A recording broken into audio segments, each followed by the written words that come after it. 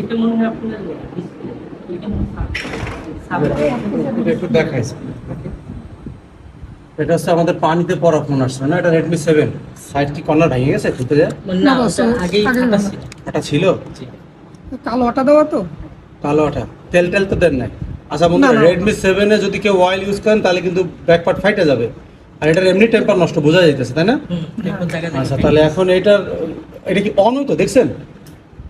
দেখেন এই যে যে ভুলগুলো আপনারা করছেন, আপনারা যখন ফোন নিছেন, ফোন নেওয়ার পরে আপনার প্রথম কাজ কি?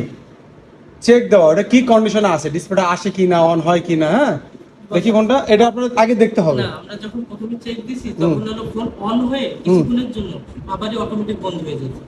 আচ্ছা ঠিক আছে, তাহলে এখন ওই যে ওয়াশ করেন, ওয়াশ করার পরে পরিষ্কার টরিষ্কার করে চেক করেন।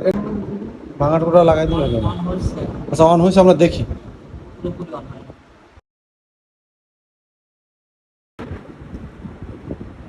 অন হয়েছে না?